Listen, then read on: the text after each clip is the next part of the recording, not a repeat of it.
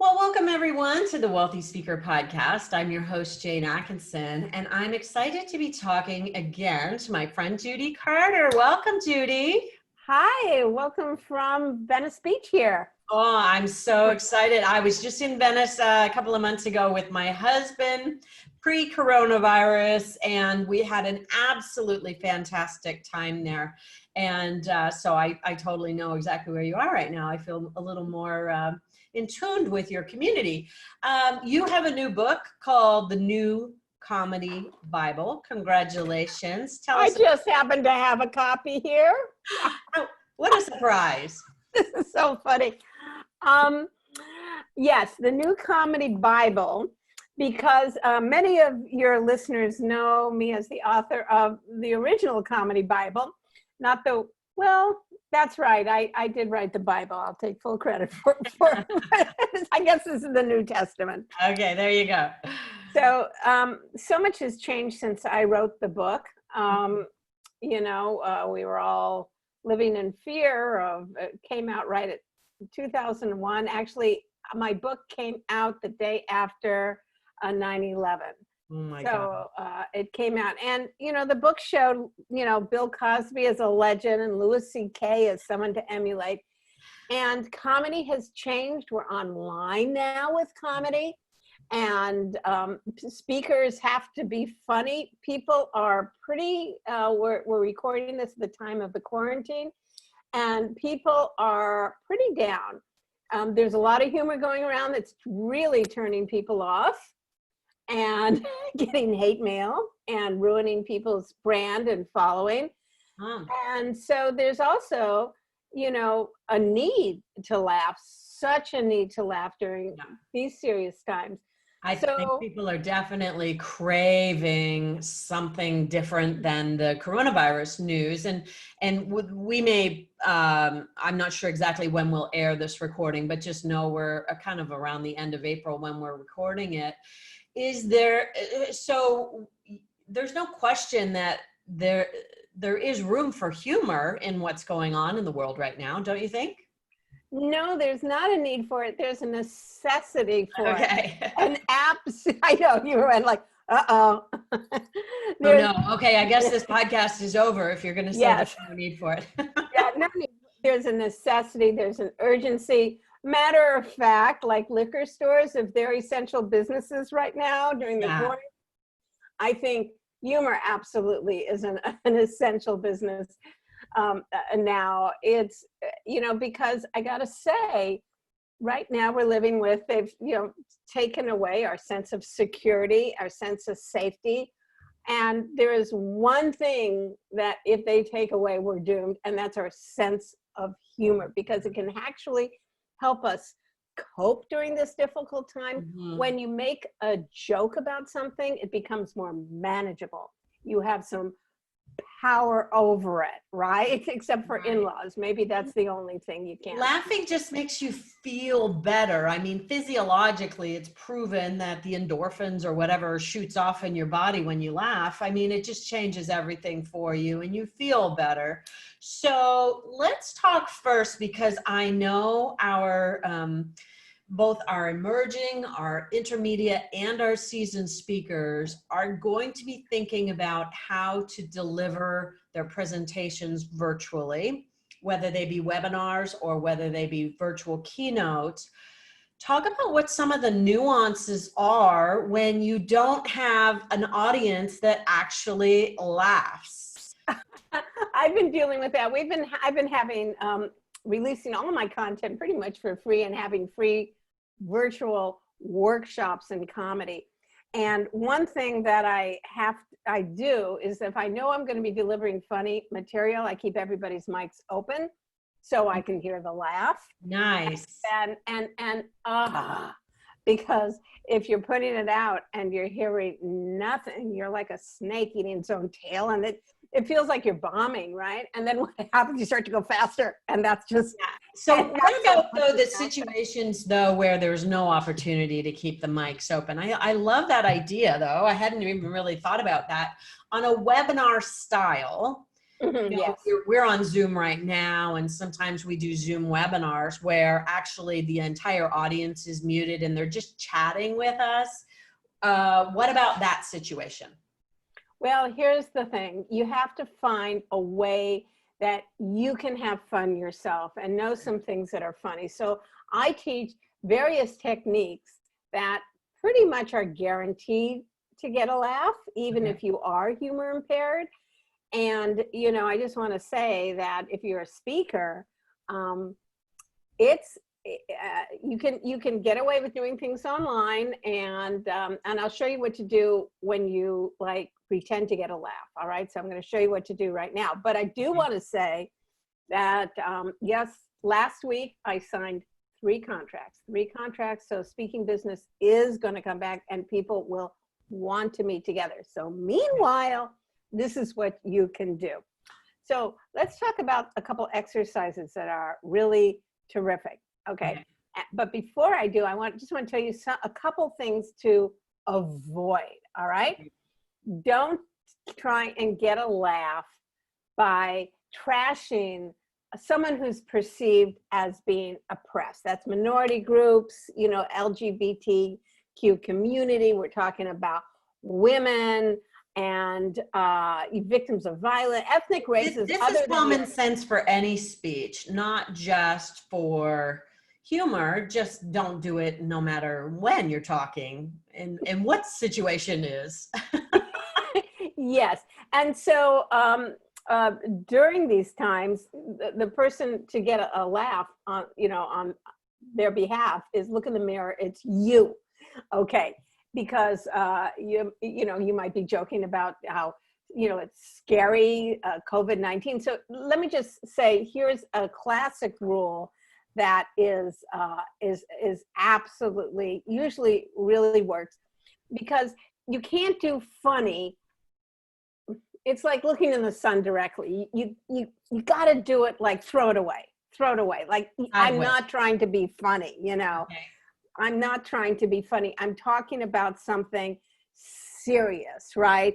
Okay. And there's, I got to tell you, this COVID-19 is so scary. I think there's only 3 things that can survive it. It's apparently babies and cockroaches and Trump's hair. Those are the only 3 things that can survive it. It is a scary illness. Okay, so I just made that up. Right. So let's just look at how I deliver that. I'm trying to make a point, and my point is about something scary. And there's 3 things. And so I just mentioned there are 3 things. And the rule of 3 works in comedy. The first 2 set up really that's, cockroaches will survive, babies don't get it, and they'll survive as Trump's hair. But I just don't go, and Trump's hair. Funny, right? Yeah. No, don't do that. So what I want you to do when you're online is throw it away and then repeat. Yeah, nothing can survive it. It's really scary. So you're pretending, you have a joke in your pocket. Right. But you really look right into the camera. Right. And you make your point, you throw in the funny part, and you let it go. Okay. And you just continue on. You don't laugh at your own joke yourself. You can. I do. I always laugh at my own. I like to. Online, or I'll say, there's another exercise you can do. It's calling the obvious. Mm-hmm. I like to look at people's faces and I see if they're laughing. Okay, this is a really great thing to do, because when you have a webinar and you're on Zoom, which we all wish we bought stock in, am I right? Yes. Anyway. Yes. So what we want to do is have that view of everybody in the thing, and then you can see who's laughing and say their name. Okay, right. So say their name. Oh, Jennifer thinks that's funny. Oh, all right. Dave gets that joke. So great to see Dave laughing. Okay, first of all, this is fantastic because. And if Dave is bald, then you can play off the whole hair thing and Trump or whatever like that too, right? Oh, I don't know. I don't know if you can or is that dangerous? I think it's very dangerous. I think it's like, let me humiliate all my listeners and viewers. I don't think that's good, because then everybody will watch their camera. Don't you think though that you're so fat, you got COVID-19 pound weight gain, Mary, huh? No, I wouldn't do that. No, but don't you think that most bald guys, you know, Dave likes a good hair joke or something like that? No, I wouldn't do that. I would never, never poke fun. But Dave should poke fun of his own bald head and say, anybody need a makeup mirror? Here it is, and show his head. I would do that, but do not do that, because especially if you're a speaker, it's like, hello, HR, Dave is suing us for the bald joke. So no, I would not do that. All right. Okay, so this is a really great technique, is to, because when you mention people's names, here's the thing, during the quarantine especially, and even when it's over, a basic human need is to be seen, And that's why, you know, there is no audience, you know, everybody wants followers, right? Everybody wants to be seen. So you as the presenter, just, you see someone smiling, Mary thought that was funny. Sue thought that funny. Dave, not so much. Yeah. All right. So just, I would absolutely say their name. Okay. Okay. And good. So this list of 3 can work. It doesn't always have to just be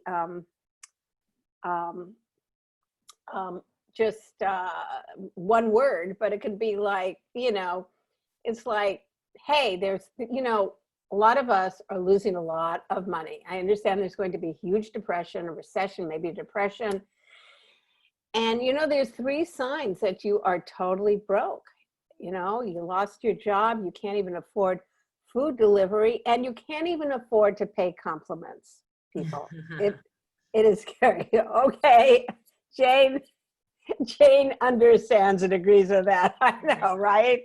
Right. So the third one, the turn, is always funny. So you guys might right now think of it, like, see if your mind can work this way. Like, the 3 signs you're broke, real, and then something absurd or smaller, or 3 signs you're broke, you lost your job, you can't afford food delivery, and you ask to sleep on your friend's couch just so you can look for loose change.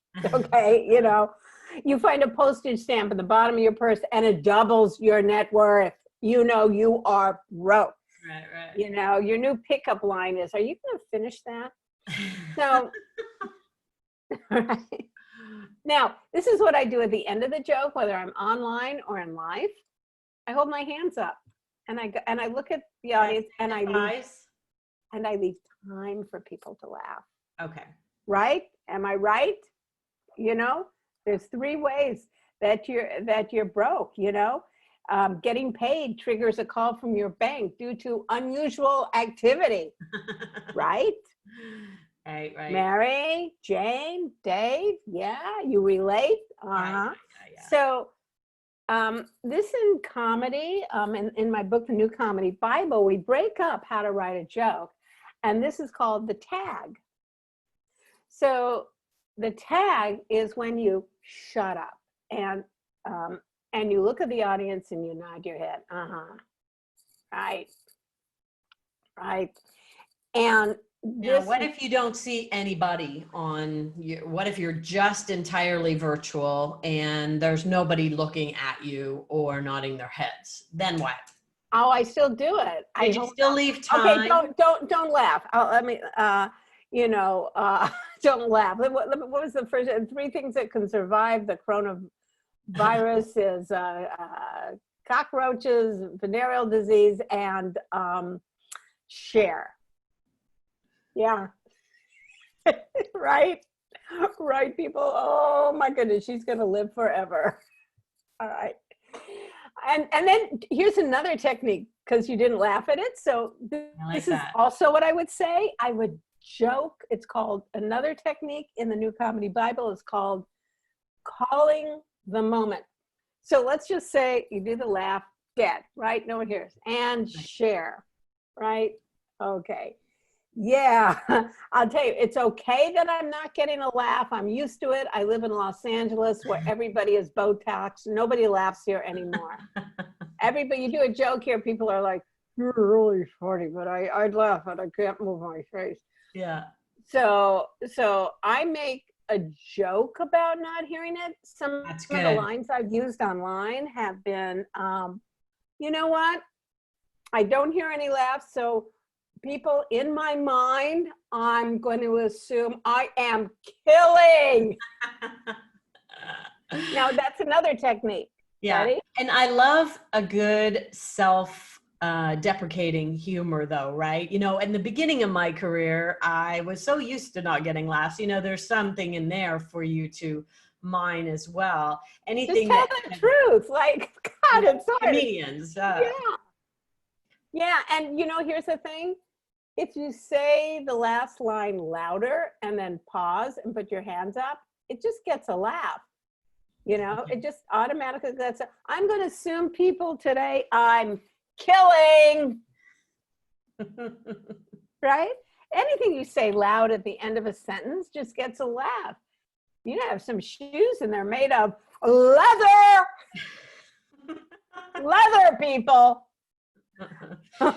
See, I like showing you. I'm going to turn myself off again because I really think that this is a great demonstration of how to do it by yourself. You're out there apparently having a good time, Judy. Yes, I'm out there with, okay, so I'm out here having a good time, and I'm going to tell you that, all right, come to my live virtual stand-up comedy workshop because this is where we do stand-up. I'm not going to stand up right now because I am absolutely naked from my waist down.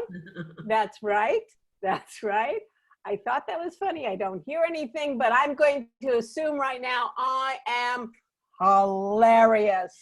So, okay. So that's how that works. That's really good. And for those of you who are used to listening to our podcast on your podcast app, make sure you hop on over so you can see this visually at YouTube. And we also put it, the link to the video in the show notes. So you'll be able to see what's going on far back from me, the video, dog. I'm going to put on some more lipstick. Right where he's not I'm putting on more lipstick. It's podcast. I'm always going, oh, I don't have to do anything here. All right. Now Judy is ready. She's got her lippy on and we're ready to go. Okay. So what are some easy ways to get a laugh? Okay. Some easy ways to get a laugh. I've already covered some of them. Say something, the last sentence, last word louder. And so that's kind of like everything's like set up and payoff. So that's the simplest way to do it. Like I said, the list of 3 is a really great way. Mm-hmm. And one of the number one ways is like everybody worries about things going wrong. Okay, things going wrong. When things go wrong, and you stop trying to pretend that they're going right, and you just go, this is a complete disaster. Oh my God, this is my first Zoom. I'm a virgin Zoomer. This is my first one. And this reminds me of my very first time doing that as well, which was also a complete disaster. So what we want to do is get emotional about something. Okay. The biggest thing, the biggest problem people have is they over prepare, and they know what they're going to say and they do it. And comedy has nothing to do with being perfect. Comedy is how you mess things up in your life, how your family's messed up, how your bank account's messed up, your kids are messed up. You know, you don't want to do it to the extent of ruin your credibility. Like, Jane, I don't think you should say, I am the worst speaking coach in the world. I have no idea why people pay me to do this. So I wouldn't do that because I know, first of all, it's a lie. You're fabulous. But what I would do is when you are online and you can't find how to mute people, and it's like, I couldn't figure out how to record it. And that happened on my very first Zoom recording, which was, I thought, a complete disaster. Okay. Complete and utter disaster. But everybody loved it. Everyone loved it and said it was hilarious watching me struggle. But online, when I said, and I think I started to cry at one point, and I said, And I said, this is a complete and utter disaster. And people started sending me those love emojis. Yeah, yeah. And I think it was Facebook Live It was must what have it been a was. Facebook Live, yeah. And they started sending me love emojis and no, Judy, we love you. It's okay. That's nice. But imagine it going perfectly. And I do my content and I do it. But how much better it was that it was a complete and utter disaster.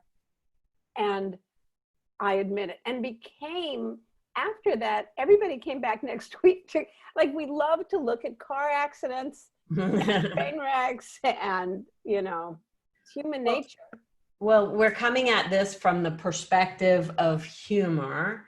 And I think that if you can identify the elephant in the room that everybody else is thinking, then, and have some fun with it yourself, then you can kind of move past whatever the technical issue is. I think a lot of people are very intimidated by how much technology there is to know about and to do. And, you know, we've all gotten a lot more comfortable probably by this stage at doing Zoom and things like that.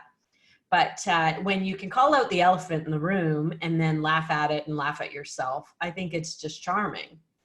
Yeah, yeah, it's a technique called calling the moment, and you can always tell an amateur stand-up comic is that a waiter will drop dishes right in front of them, and rather than stopping their prepared material and dealing with it, they go like RoboComic. I'm just going to do what I intend to do, no matter what.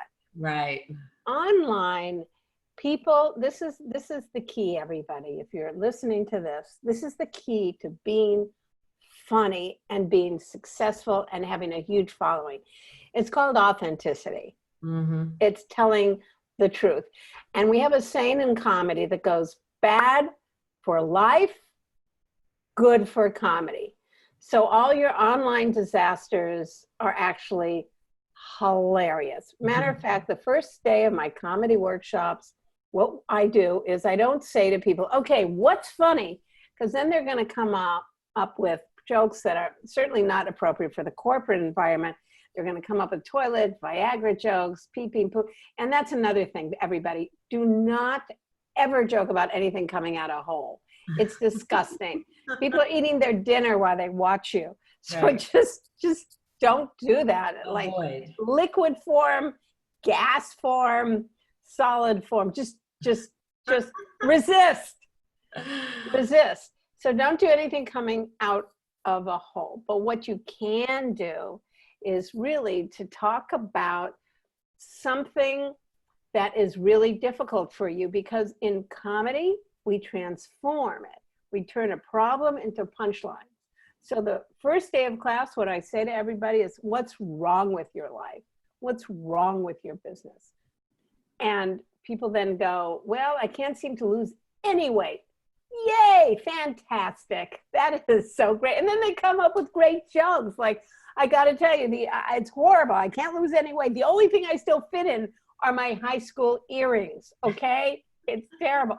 And they come up with jokes, or I'm divorced. Woohoo. One woman said she had cancer. And I went, I don't think you can joke about that. Not touching it.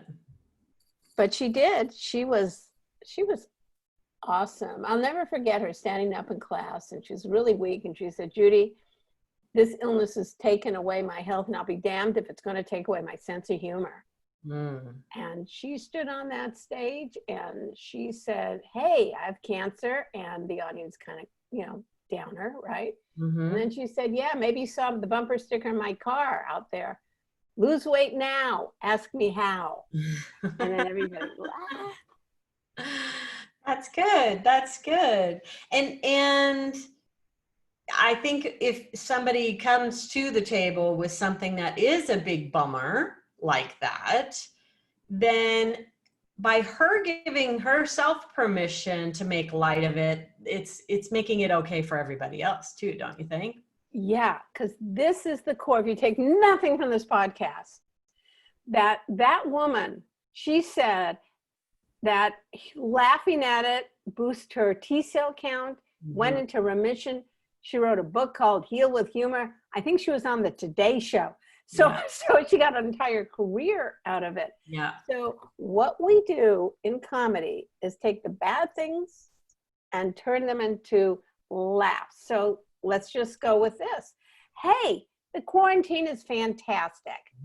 Okay, let's just try and think. Okay, you're listening to this podcast now. Okay, hey, yeah, there are advantages to being quarantined.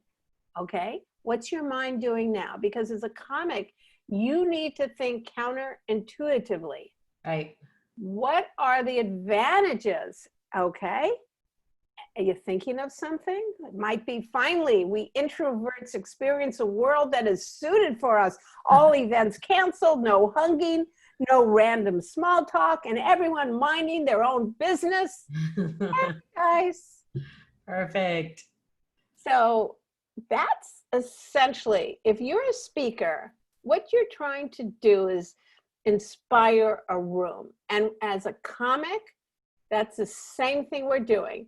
We're starting serious and finding something funny. But if you start funny, you're going to end up totally hack. What do you think is the best kind of humor for people who really don't, either it's a really serious subject matter or they really don't think of themselves as funny? Well, I say your life is a joke. Why not make some jokes about how unfunny you are? Because that's the truth of the matter. Okay. Oh my God, I make Mr. Spock on Star Trek look like a friggin' cheerleader. I'm that serious, right? I am so serious. And by admitting the truth, you know, of how you try and tell a joke and clear a room, like maybe a story like that, it not only will get laughs, you know, it gets people to love you. Yeah. And it gets people to laugh because it's the truth. But here's the problem. It's not that people are not funny. It's that they don't have the courage to reveal of themselves. I never said that before. I need to write that down. Good. Fantastic. Not that people aren't funny, it's that they don't have the courage to reveal themselves. Yes, to reveal their defects and make fun of it.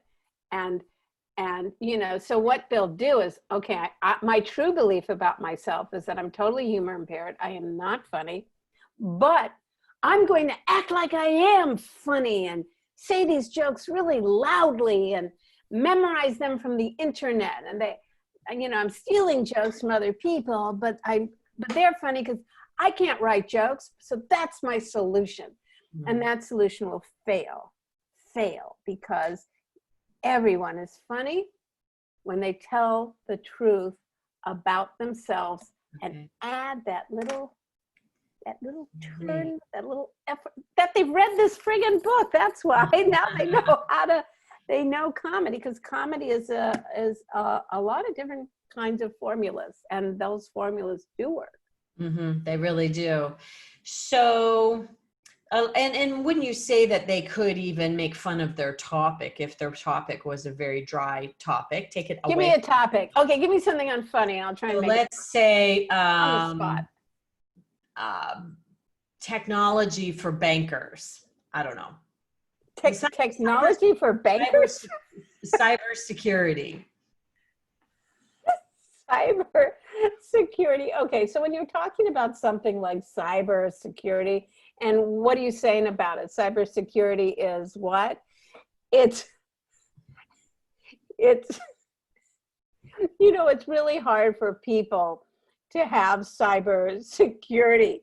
You know, my grandmother has one password, and she's going, how did people hack into my system? Your password is called password, okay? It wasn't that difficult, Grandma. Right. So here's what I did. And I just made up that joke. Right. Anybody want to buy it? No bidders? All right, never mind. So what I did was I took cybersecurity, and then I always try and go, how can I work something personal into it? Right. Grandmother. So now you make it about your grandmother. I make about my grandmother, Nice. a little story, and then I go back to my speech on cybersecurity. But but don't be like my grandmother, because there are things that we can do with cybersecurity. Right. Oh, that was fun. Give me another topic. Okay. Let's see. Everything's gonna be about my grandmother. Watch. Project management. Oh my God. I performed at the PMI, Project Managers International Conference. They are serious people. And some of them were upset that I didn't have bullet points.